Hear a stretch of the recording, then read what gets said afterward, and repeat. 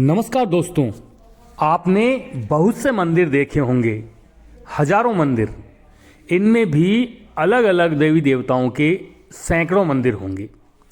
इनमें भगवान कृष्ण, भगवान राम, श्री विष्णु, बजरंगबली, भगवान नरसिंह, भगवान शंकर इत्यादि। लेकिन आज हम आपको जिस समाधि स्थल या मंदिर के बारे में बताने जा रहे हैं वह कुछ अलग है। जी हाँ, यह धार्मिक स्थल एक सांड का समाधि स्थल है, जिसे लोगों ने आस्था के चलते देवता मानकर उसकी मूर्ति स्थापित कर उसे सदा सदा के लिए चिरस्थायी या अमर बना दिया।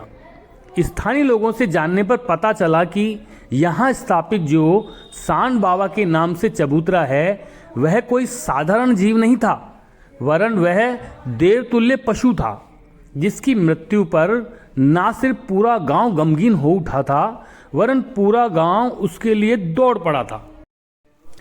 हम आज आपको अपने चौपाल वाणी की चेतन की चौपाल कार्यक्रम में उस सांड बाबा की जानकारी से अवगत कराने जा रहे हैं, जो आज भी यहाँ के लोगों के लिए नंदी व भगवान भोलेनाथ के रूप में पूजित है। यह मंदिर अजमेर रोड के निकट स्थित गांव महापुरा में स्थित है, जिसे सांड बाबा के चबूतरे के नाम से जाना जाता है। यहाँ मुख्य बस स्टैंड के पास भगवान शंकर, भोलेनाथ व श्री वीर तेजा जी मंदिर के बीच सांड बाबा का यह चबूतरा बना हुआ है, जिस पर सांड बाबा की सफ़ेद पत्थर पर अंकित अलौकिक प्रतिमाएं हैं। इस स्थान के चारों ओर लोहे की रेलिंग भी लगी हुई है। बताया जाता है कि यह सांड 28 वर्ष तक इस गांव में रहा। वह इतना भोला व संतोषी था कि किसी को सताता नहीं था। अक्सर यह गांव के मुख्य चौक व लक्ष्मण बालाजी मंदिर की खाली पड़ी जमीन में बैठा रहता था। सुबह शाम घर घर जाकर खड़ा हो जाता था, जिसे देखकर हर घर से उसके खाने पीने की व्यवस्था हो जाती थी। खासकर बच्चों से इस नंदी को प्रेम था, तो अक्सर इसकी गोदी में वे खेला करते थे।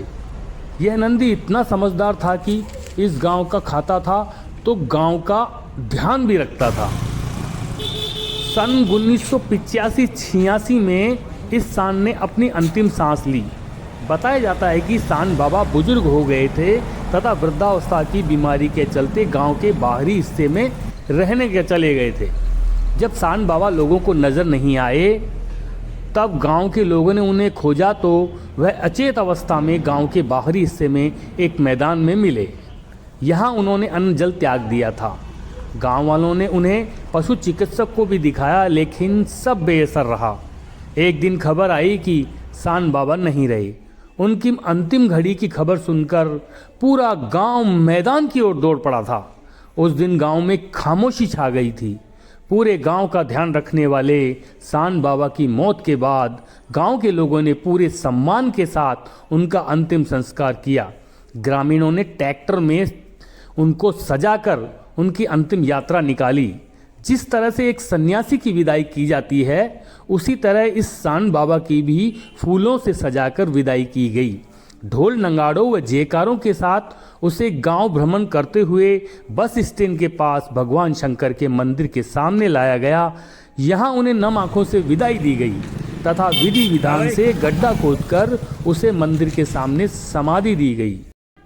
आज भी यह स्थल सांड बाबा के चबूतरे के रूप में लोगों में श्रद्धा का स्थल बना हुआ है।